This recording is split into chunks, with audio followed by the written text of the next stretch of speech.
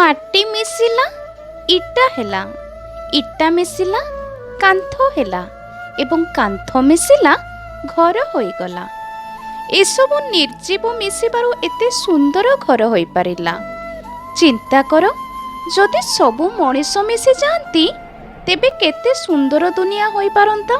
ଜୀବନ ଆମକୁ ବହୁତ ସୁନ୍ଦର ଜିନିଷ ଦେଇଛି, କିନ୍ତୁ ଆମେ ସେ ଜିନିଷ ଗୁଡ଼ିକ ଗଣିଥାଉ ଯାହାକୁ ଆମେ ହାସଲ କରିପାରିନଥାଉ। ଛୋଟ ଛୋଟ ଖୁସିକୁ ମନ ଭରି ଉପଭୋଗ କରିବା ଉଚିତ। ଏହାଦ୍ୱାରା ଜୀବନରେ ଉତ୍ସାହ ବନି ରହିଥାଏ। ନିଜର ମଣିଷ କେବଳ ସେହି ମଣିଷ ହିଁ ହୋଇଥାଏ ଯେଉଁ ମଣିଷ ଆଗରେ ଆପଣ ମନ ଖୋଲି କଥା ହୋଇପାରିବେ, ନା କି କଥା ଲୁଚେଇ କଥା ହେବେ। ଡରିବା କ'ଣ ଦରକାର? ଜୀବନରେ କ'ଣ ହେବ? ଭଲ ହେବାର ଥିଲେ ଭଲ ହେବ, ନହେଲେ କିଛି ଖରାପ ହେବ। ଭଲ ହେଲେ ଭଲ କଥା, ଖରାପ ହେଲେ ସେ ସମୟ ବି ବିତିଯିବ। କେହି ଜଣେ ସତ ହିଁ କହିଛନ୍ତି, ବାଣୀରେ ବହୁତ ଶକ୍ତି ଥାଏ। ମିଠା କହୁଥିବା ଲୋକର ଲଙ୍କା ବି ବିକ୍ରି ହୋଇଯାଏ, କିନ୍ତୁ କଟୁ କହୁଥିବା ଲୋକର ମହୁ ବି ବିକ୍ରି ହୁଏ ନାହିଁ।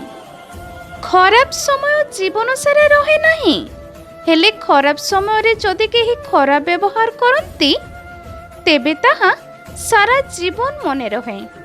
ସବୁ ଜିନିଷର ହିସାବ ରଖିଥାଅ, କାହିଁକି ନା ଆଜିକାଲି ନିଜ ଲୋକ ହିଁ ପଚାରୁଛନ୍ତି, ତୁମେ ମୋ ପାଇଁ କରିଛ କ'ଣ? ଛୋଟ ଛୋଟ କଥାରେ ହିଁ ଖୁସି ଖୋଜିବା ଦରକାର, କାହିଁକି ନା ବଡ଼ ବଡ଼ କଥାରେ ତ ଜୀବନରେ କିଛି ହିଁ ନଥାଏ। କେବଳ ଆପଣଙ୍କ ଆଖି ବନ୍ଦ କରିବା ଦ୍ୱାରା ଆପଣଙ୍କ ଖରାପ ପରିସ୍ଥିତି ଚାଲିଯିବ ନାହିଁ। ଆଉ ଗୋଟେ କଥା, ଖରାପ ପରିସ୍ଥିତି ନ ଆସିଲେ କେବେ ମଣିଷର ଆଖି ଖୋଲେ ନାହିଁ।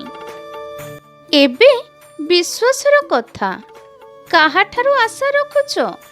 ମାଟିରେ ତିଆରି ମଣିଷ କାଗଜରେ ବିକ୍ରି ହୋଇଯାଏ। ହେ ଈଶ୍ୱର, ମୋର ଇଚ୍ଛା କେବେ ପୂର୍ଣ୍ଣ ନ ହେଉ, ସବୁବେଳେ ଆପଣଙ୍କର ଇଚ୍ଛା ପୂର୍ଣ୍ଣ ହେଉ, କାହିଁକି ନା ମୋ ପାଇଁ କେଉଁଟା ଠିକ୍ ଏକଥା ମୋ ଠାରୁ ଅଧିକ ଆପଣଙ୍କୁ ଜଣା। ଘର ତ ବନିଯାଏ ଚାରି କାନ୍ଥ ଦ୍ୱାରା, କିନ୍ତୁ ପରିବାର ବନିଥାଏ ସ୍ନେହ, ମମତା ଆଉ ବୁଝାମଣା ଦ୍ୱାରା। ଯେଉଁ ମଣିଷ ସତ କୁହେ ଆଉ ସତକୁ ଭଲ ପାଏ, ଦୁନିଆରେ ସବୁଠାରୁ ଅଧିକ ଘୃଣା ସେହି ଲୋକଙ୍କୁ ହିଁ ମିଳିଥାଏ। ମଣିଷ ଯେତେବେଳେ ଭିତରୁ ଭାଙ୍ଗି ପଡ଼ିଥାଏ, ବାହାରୁ ମିଳିଥିବା ସବୁ ଖୁସି ତାକୁ ଖାଲି ହସେଇଥାଏ, କିନ୍ତୁ ଖୁସିରେ ରଖିପାରିନଥାଏ। ଶକ୍ତି ସହିତ ଭଲ ବିଚାର ବି ରହିବା ଜରୁରୀ, ନହେଲେ ଥରେ ଏହା ଚିନ୍ତା କର, ଏମିତି କ'ଣ ଥିଲା ଯାହା ରାବଣ ହାରିବାର କାରଣ ହେଲା? ଜୀବନରେ କେବେ ଦୁଃଖ ଆଉ କଷ୍ଟ ଆସିଲେ ଆପଣ କେବେ ପଛଘୁଞ୍ଚା ଦେବେ ନାହିଁ। ଆପଣ କେବେ ଶୁଣିଛନ୍ତି କି ଅନ୍ଧାର କେବେ ସୂର୍ଯ୍ୟକୁ ଆସିବା ପାଇଁ ଦେଲା ନାହିଁ? ଶତ୍ରୁ ବଢ଼ିଗଲେ ଚିନ୍ତା କରନ୍ତୁ ନାହିଁ, କାରଣ ଭଲ ମଣିଷର ଯେତିକି ପ୍ରଶଂସକ ଥାଆନ୍ତି ସେତିକି ନିନ୍ଦା କରିବା ଲୋକ ବି ଥାଆନ୍ତି। ଯିଏ ମୁଣ୍ଡ ଖଟାଏ ସେ ହୃଦୟର କଥା କେମିତି ବୁଝିବ? ଆଉ ଯିଏ ହୃଦୟ ଖଟାଏ ସେ ମୁଣ୍ଡର କଥା କେମିତି ବୁଝିବ? ଅନ୍ୟକୁ ଦୁଃଖ କଷ୍ଟ ଦେଇକି ହାସଲ କରାଯାଇଥିବା ସୁଖର ବୟସ ବହୁତ କମ୍ ହିଁ ହୋଇଥାଏ। ଭଙ୍ଗା ଜିନିଷ ସବୁବେଳେ ଦୁଃଖ ହିଁ ଦେଇଥାଏ, ଯେମିତିକି ନିଦ, ଭରସା ଆଉ ସବୁଠାରୁ ବେଶୀ ଆଶା। ଜୀବନରେ ଖୁସି ରହିବାର ବହୁତ କିଛି ରାସ୍ତା ଅଛି, କିନ୍ତୁ ଅନ୍ୟମାନଙ୍କ ଠାରୁ ଅଧିକ ଖୁସିରେ ରହିବାର କୌଣସି ରାସ୍ତା ନାହିଁ।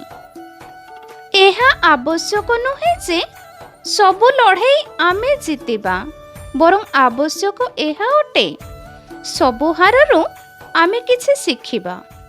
ଗୋଟିଏ ରାମବାଣ କହୁଛି, ଆପଣ ଶୁଣି ରଖନ୍ତୁ। ସେହିଭଳି ଲୋକଙ୍କ ଠାରୁ ଆପଣ ସାବଧାନ ରୁହନ୍ତୁ, ଯେଉଁ ଲୋକ ଆପଣଙ୍କ ଆଗରେ ଆପଣଙ୍କ ନିଜର ଆଉ ଆପଣଙ୍କ ପଛରେ ଆପଣଙ୍କ ପର। ବୁଦ୍ଧି, ଚରିତ୍ର ଏବଂ ପ୍ରତିଭା ଏହି ତିନୋଟି ଏପରି ଜିନିଷ ଯାହାକୁ କେହି ଛଡ଼େଇ ପାରିବେ ନାହିଁ। ପର ସବୁବେଳେ ପର ହୋଇଥାଏ। ଯେତେବେଳେ ସେମାନେ ଏକଥା ଆମକୁ ଜଣେଇ ଦିଅନ୍ତି, ସେତେବେଳେ ନିଜ ସହ ବନ୍ଧୁତା ଅନେକ ମାତ୍ରାରେ ବଢ଼ିଯାଇଥାଏ। ଜୀବନରେ ନିଜର ଖରାପ ଶୁଣିବା ବି ବହୁତ ଭଲ ହୋଇଥାଏ। କାହିଁକି ନା ପ୍ରତିଦିନ ଯଦି ପ୍ରଶଂସା ଶୁଣିବ, ତେବେ ଆଗକୁ ଯାଇପାରିବ ନାହିଁ। ବହୁତ କିଛି ଦେଇଥାଏ ଏ ଜୀବନ। କାହା ଉପରେ ଭରସା କରିଲେ ଧୋକା, ଭରସା ନ କରିଲେ ଏକାପଣ ମିଳେ। ଯେତେବେଳେ ଆପଣଙ୍କର ସମୟ ଭଲ ଥିଲା, ସେତେବେଳେ ଆପଣଙ୍କର ଭୁଲ ବି ଲୋକଙ୍କୁ ମଜାକ ଲାଗୁଥିଲା। କିନ୍ତୁ ଯେତେବେଳେ ଆପଣଙ୍କ ସମୟ ଖରାପ ହେଲା, ସେତେବେଳେ ଆପଣଙ୍କର ମଜାକ ବି ଲୋକମାନଙ୍କୁ ଭୁଲ ଲାଗିଲା। ଖୁସି ରହିବାକୁ ଚାହୁଁଛ ତ ଅଧିକ ଧ୍ୟାନ ସେହି ଜିନିଷ ଉପରେ ଦିଅ ଯାହା ଆପଣଙ୍କ ପାଖରେ ଅଛି, ତାହା ଉପରେ ନୁହେଁ ଯାହା ଆପଣଙ୍କ ପାଖରେ ନାହିଁ। ଆଜିକାଲିର ମଣିଷ କାଗଜକୁ ସମ୍ମାନ ଦିଏ, ମଣିଷକୁ ନୁହେଁ। ତୁମେ ମଲା ପରେ ଅନେକ କାନ୍ଦିବେ।